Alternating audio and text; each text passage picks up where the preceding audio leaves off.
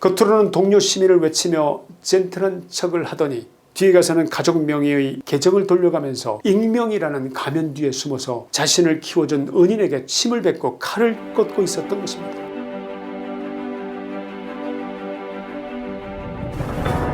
지난해 4월 4일 헌법재판소의 방망이가 내려치던 그날의 절망을 기억하십니까? 윤석열 대통령이 억울하게 탄핵당하고 권좌에서 쫓겨나던 그 뒷모습을 보며 우리 모두는 피눈물을 흘렸습니다. 그리고 지금 우리가 목도하고 있는 현실은 어떻습니까? 범죄 혐의자들이 장관과 여기저기 정부의 요직을 맡고 있는 지금의 상황 말입니다. 위헌적인 내란 특별재판부를 만들고 검찰을 폐지하겠다고 하고 대법원의 법관 숫자를 늘려서 마두로가 지배하던 베네수엘라식 사법부를 만들겠다고 합니다. 환율은 경제 위기를 가리키고 있습니다. 나라가 망해가고 있다는 것을 말하기 위해서 이것들 외에 또 다른 더 많은 증거가 필요하십니까? 자유의 가치가 송두리째 뿌리 뽑히는 이 참담한 현실을 어쩌면 좋단 말입니까? 이재명이라는 악몽이 대한민국 국민 모두의 꿈자리에까지 찾아들어온 이 상황, 이 현실을 어쩌면 좋냐 이 말입니다. 도대체 누가 애초에 이 지옥문을 열어주었던 것입니까? 단순히 민주당의 의석수가 많아서였을까요? 저들이 악랄해서였을까요? 아닙니다. 그것만은 아닙니다. 저건 언제나 우리 내부에 있었습니다. 역사를 살펴보면 난공불락의 성벽을 무너뜨린 것은 외부의 병기가 아니라 성문을 안에서 열어준 내부의 배신자들이었습니다. 오늘 저는 만국의 원흉이자 보수를 괴멸의 늪으로 밀어넣은 장본인 국민의힘 내부의 트로이 목마 한동훈과 그 졸개들에 대해서 말씀드리고자 합니다. 시간을 잠시 되돌려 봅시다. 윤석열 대통령이 국가의 안위를 위해서 고뇌 찬 결단을 내렸던 지난 계엄정국, 그때 야당보다 더 빨리 더 독하게 대통령의 등 뒤에 칼을 꽂은 자가 있었습니다. 기억나십니까? 그자는 민주당 이재명이 아니었습니다. 조국이 아니었습니다. 정청래도 좌파들 중 그 누구도 아니었습니다. 바로 당시 집권여당 국민의힘 대표였던 한동훈이었습니다. 그때의 처절한 좌절감, 당황감, 피가 거꾸로 솟는 심경이었던 그때의 기억을 떠올리는 것 자체도 괴로울 정도인데 혹시 여러분도 그러지 않으십니까? 대통령의 계엄이 나오자마자 1, 2분이 채 지나지 않아 방송 자막이 떴습니다. 한동훈 비상계엄을 내란으로 규정하다. 사실관계나 법적 판단을 따지기도 전에 대통령의 비상계엄을 내란이라고 방송에 도배를 하던 자, 이 자가 좌파 민주당 소속의 일원이 아니었다니 이게 당시에 믿어지셨습니까? 한동훈의 내란이라는 이 한마디는 민주당에게 천군 만마와도 같았을 것입니다. 봐라, 여당 대표마저 내란이라고 하지 않느냐. 저들은 한동훈의 입을 빌려 탄핵의 정당성을 확보했고 헌법재판소는 이 논리를 받아들여 마침내 탄핵 인용이라는 헌정사의 비극을 확정지었던 것입니다. 결국 윤석열 정부를 무너뜨린 결정적인 스모킹건은 홍장원의 인터넷에서 내려받은 그 가짜 메모지도 아니었고 곽종근의 거짓 증언도 아니었고 오직 한동훈의 비상계엄 초치기 작전, 비상계엄은 내란이다라는 배신적 언행에서 시작된 것이었습니다. 자신이 몸담은 정부를 자신을 법무장관으로 발탁해준 대통령을 내란 수괴로 몰아세워 감옥에 보낼 명분을 제공한 자, 이 참남한 인간이 아니 인간의 달을 쓴 악마의 다름 아닌 자가 바로 한동훈인 것입니다. 참으로 어리석기 짝이 없습니다. 대통령을 끌어내리면 그 빈자리가 자신에게 올 것이라고 생각한 모양입니다. 자신이 차기 대권주자가 되어 보수의 구세주가 될 것이라고 그렇게 계산했던 모양입니다. 그러나 그 결과가 어디 그렇게 되었습니까? 이재명 정권이 탄생되지 않았습니까? 한동훈 이자의 뻘짓 하나로 보수 진영 전체가 괴멸지경에 이른 것입니다. 한동훈의 오만과 탐욕이 대한민국을 좌파 독재의 아가리에 털어넣은 것입니다. 그는 보수의 희망이 아니라 보수의 재앙 그 자체였던 것입니다. 방송을 계속하기에 앞서 여러분께 잠시 부탁 말씀드립니다. 지난 탄핵 전국에 윤 대통령을 지켜내기 위해서 여러분이 몸과 마음 모두 너무나 많이 다치셨습니다. 너무나 고생 많으셨습니다. 저 역시 윤석열 정부의 차관을 지냈던 사람으로서 마음속에 병이 생기다시피 했습니다. 그야말로 한이 맺혀서 그 마음을 어떻게 풀어낼 방법이 없습니다. 이 채널을 통해서 여러분과 소통하면서 여러분과 저의 한과 염원을 어떻게 풀어낼 것인지 함께 고민하고 의논하고자 합니다. 여러분의 지지 의사를 좋아요에 그리고 정성스러운 댓글로 그리고 지인들과의 영상 공유로 표현해 주시길 부탁드립니다. 아직 구독하지 않으신 분들은 이번 기회에 구독 신청도 해주시길 부탁드립니다. 대한민국의 자유민주주의가 회복되는 그날까지 멈추지 않겠다 약속드립니다. 한동훈을 아직 모르시는 분이 계신 듯하여 다시 한번 그자에 대해서 몇 가지 정리를 해드리고자 합니다. 지난 총선에서의 108석의 참패, 부정선거는 별개로 하더라도 그것은 한동훈의 무능이 아니라 철저하게 계산된 패배 기획이었다고 보입니다. 한동훈에게 국민의힘의 과반 의석은 필요치 않았습니다. 만약 당이 130석 140석을 얻어 윤석열 대통령의 국정운영이 탄력을 받게 된다면 자신의 존재감이 사라질 것을 두려웠기 때문입니다. 그에게 가장 이상적인 숫자는 대통령의 거부권을 무력화시킬 수 있는 경계선, 즉 자신이 거느린 친한계 의원 몇 명의 표만으로 대통령의 생사 여탈권을 줄 수 있는 108석, 그것이 최고의 숫자였던 것입니다. 그래서 그는 총선 기간 내내 무엇을 했습니까? 이재명과 싸웠습니까? 민주당의 터무니없는 정책들을 공격한 적이 몇 번이나 있었습니까? 아닙니다. 그는 내부 총질에만 몰두했습니다. 대통령실과 각을 세우고 영부인을 조롱거리가 되도록 방치하고 박대령 사건 등에서 야당의 논리에 동조하며 보수 지지층의 힘을 뺐습니다. 결국 그는 자신이 원하던 대로 108석의 성주가 되었고 그 8표를 무기 삼아 대통령을 협박했습니다. 내 말을 듣지 않으면 탄핵에 찬성하겠다는 무언의 시그널을 끊임없이 보냈습니다. 그리고 결정적인 순간 그는 주저없이 그 버튼을 눌렀습니다. 탄핵의 밤 국회 본회의장 복도에서 이재명과 마주쳐 묘한 눈빛을 교환하던 한동훈의 모습, 그것은 악마의 거래가 완성되었음을 알리는 신호탄이었습니다. 그는 대통령을 밟고 올랐으면 자신이 왕이 될 줄 알았던 모양입니다. 하지만 국민은 바보가 아니었습니다. 배신자를 지도자로 모실 국민이 있겠습니까? 윤 대통령이 물러나던 날 자유파 국민들의 마음속에서 한동훈이라는 이름을 영원히 파문했습니다. 둘째, 윤민우 위원장이 당원 게시판 사건의 전모를 공개한 폐륜의 가족 사기단, 그 추악한 민낯을 가진 자가 바로 한동훈이었습니다. 윤 윤리위원장이 공개한 당원 게시판 사건의 결정문에 나타난 한동훈의 실체는 그야말로 충격 그 자체였습니다. 여러분 상상이 가십니까? 한동훈이라는 자가 당대표로 있는 동안 그의 배우자 진은정, 장인 장모 심지어 모친의 명의까지 총동원되어 마치 조직폭력배가 구역관리를 하듯이 조직적으로 대통령과 김건희 여사를 저주하는 글을 쏟아냈다는 사실이 만천하에 드러났습니다. 윤리위 조사 과정에서 드러난 그들의 게시글 내용은 차마 입에 담기조차 민망할 정도로 저질스럽고 참혹했습니다. 건의는 무당이다. 당장 용산에서 끌어내려야 한다.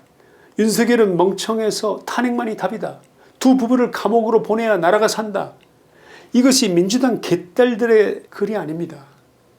바로 한동훈 일가족의 명의로 작성된 글들입니다. 세상에 밥을 챙겨주고 반찬을 싸주며 가족처럼 대해줬던 분들에게 무당이니 감옥이니 하는 저주를 퍼붓는 게 이게 인간입니까? 이는 정치적 호불호를 떠나서 인간으로서 최소한의 양심조차 버린 폐륜적 범죄이자 폐륜아 그 자체입니다. 윤 위원장은 이를 두고 단순한 비판을 넘어선 인격살인을 목적으로 한 기획된 사이버 테러라고 명시했습니다. 겉으로는 동료 시민을 외치며 젠틀한 척을 하더니 뒤에 가서는 가족 명의의 계정을 돌려가면서 익명이라는 가면 뒤에 숨어서 자신을 키워준 은인에게 침을 뱉고 칼을 꽂고 있었던 것입니다. 윤민우 위원장이 이것은 보수정당의 뿌리를 썩게 만드는 해당 행위이자 천인공노할 배신이라고 격노한 것은 너무나도 당연한 귀결입니다. 더욱 가관인 것은 한동훈의 태도입니다. 모든 증거가 그를 가리키고 있음에도 그는 고개 숙여 사죄하기는커녕 가족의 명의가 도용된 것 같다는 등 오해의 소지가 있다면 유감이라는 등 이게 사과입니까? 사과 같지도 않은 4차원 합법으로 우리 국민들을 또다시 우롱했습니다. 이자는 얼굴 생긴 그대로 끝까지 비겁했습니다. 이자가 입만 열면 국민의 눈높이를 외쳤지만 사실은 본심은 국민을 개돼지로 보고 게시판에 말을 주입시키면 주입시킨 대로 될 것이라고 생각하는 그런 자입니다. 이자가 바로 한동훈입니다. 다행히도 한 줄기 서광이 비치고 있습니다. 당이 소멸할 위기 앞에서 드디어 국민의힘 내부의 자정작용이 시작됐습니다. 장동혁 대표가 모셔온 윤미루 중앙윤리위원장의 결단은 벼랑 끝에 몰린 자유우파에게 내려진 동아줄과도 같습니다. 그가 윤리위원장이 되고서 내린 조치는 첫째, 지난 1월 14일 윤미루 위원장은 한동훈 전 대표에 대해서 제명이라는 역사적 판결을 내렸습니다. 결정문에서 한동훈은 당의 여론 수렴 기능을 마비시키고 조직적으로 대통령을 음해하여 탄핵의 단초를 제공한 해당 행위자라고 못 박았습니다. 이는 단순한 징계가 아닙니다. 자유우파 진영에서 영원히 추방한다는 정치적 사형 선고입니다. 둘째, 1월 26일 윤리위는 한동훈의 스피커를 자처하며 내부 총질에 선봉에 나섰던 김종혁 전 최고위원에게 탈당 권고 조치를 내렸습니다. 말이 권고지 사실상은 강제 출당입니다. 윤 위원장은 결정문에서 김종혁의 행태를 두고 재판부를 폭탄 테러하는 마피아나 테러단체에 비견될 중대한 매체 테러 행위라고 규정했습니다. 김종혁이 누굽니까? 방송에 나갈 때마다 우리 당의 지지율을 깎아먹고 윤 대통령을 조롱하고 부정선거를 의심하는 당원들을 음모론자 취급하며 모욕했던 자입니다. 한동훈, 한모사의 입이 되어 독을 뿜어대던 살모사의 혀가 드디어 잘려나간 것입니다. 이것은 시작에 불과합니다. 장동혁 당대표는 8일간의 목숨을 건 단식 투쟁 끝에 내부 분탕 세력을 척결하지 않고서는 당의 미래는 없다라는 결론을 내리고 대대적인 인적 쇄신을 천명했습니다. 장 대표의 리더십화에 윤리위의 칼날은 이제 한동훈의 아바타 노릇을 했던 친한계 의원들을 정조준하고 있습니다. 이제 우리는 냉정하게 복귀해야 합니다. 한동훈은 변절한 것이 아닙니다. 그는 애초에 우리와 다른 종자였습니다. 그가 어울려 다니던 무리들을 보십시오. 참여연대 출신으로 입만 열면 내부 총질을 해대던 김경률, 좌우를 넘나드는 기회주의자 진중권, 한동훈이 비대위원장 시절 가장 아끼고 곁에 두었던 자들입니다. 어디 그뿐입니까? 그의 장인은 친중 잡지 차이나 라이프를 발행한 인사이고 이모부는 김일성주의자 신용복을 추앙하고 좌파 언론 프레시안을 만든 골수 좌파입니다. 이런 좌파의 토양에서 자라고 좌파들과 어울리며 좌파의 논리에 익숙한 자, 이 자가 보수 정당의 대표가 되었으니 사단이 나는 것은 예견된 일이었습니다. 우리는 그의 세련된 말솜씨와 강남 좌파식 스타일에 속았던 것입니다. 친구를 보면 그 사람을 알 수 있다고 했습니다. 한동훈은 본능적으로 자유우파보다는 강남 좌파, 리버럴 좌파에 가까운 인물이었습니다. 그렇게 그는 결정적인 순간 보수의 가치를 지키기보다 좌파의 환호를 받는 길을 선택했습니다. 윤석열 대통령을 탄핵의 재단에 바치고 민주당 이중대 역할을 자처한 것은 그의 정체성이 원래 그쪽에 있었기 때문입니다. 이제야 그 퍼즐이 맞춰집니다. 결론입니다. 이미 엎질러진 물은 주워 담을 수 없습니다. 윤석열 대통령은 지금 영어의 몸이 되셨고 정권은 넘어갔습니다. 하지만 우리에게는 지켜야 할 대한민국이 있고 되찾아야 할 정권이 있습니다. 그러기 위해서는 가장 먼저 해야 할 일이 있습니다. 바로 우리 내부를 젖먹는 한동훈 바이러스를 완전히 박멸하는 것입니다. 지금 야당이 된 국민의힘이 이재명 정권과 싸우기 위해서는 단일 대우가 필수적입니다. 그런데 등 뒤에서 칼을 꽂았던 자들을 그대로 두고 어떻게 전장에 나갈 수 있겠습니까? 한동훈이 만약에 다시 돌아온다면 국민의힘은 그날로 자유우파 국민들로부터 영원히 퇴출당할 겁니다. 그날로 영원히 끝입니다. 자유우파 국민들은 한동훈이 있는 국민의힘을 절대로 용서하지 않을 것입니다. 배신자조차 몰아대지 못하는 정당이 이재명 정권과 어떻게 싸울 수 있겠냐 이 말입니다. 내부의 적을 처단하지 않고서 어떻게 외부의 적을 이길 수 있겠냐 이 말씀인 것입니다. 안 그렇습니까? 윤석열 대통령을 감옥에 그대로 둘 수밖에 없는 우리의 무능을, 이 아픔과 슬픔을 이제는 분노와 투쟁의 에너지로 승화시켜야 하지 않겠습니까? 한동훈과 그 일당들을 당에서 완전히 축출하고 그들이 다시는 보수라는 이름을 입에 올리지 못하게 만들어야 한다고 생각합니다. 이것은 정치 보복이 아닙니다. 무너진 보수의 기강을 바로 세우고 흩어진 지지층을 다시 결집하게 하기 위한 생존의 몸부림입니다. 김종혁을 쳐내고 한동훈을 제명한 윤리위원회 결단에 박수를 보냅시다.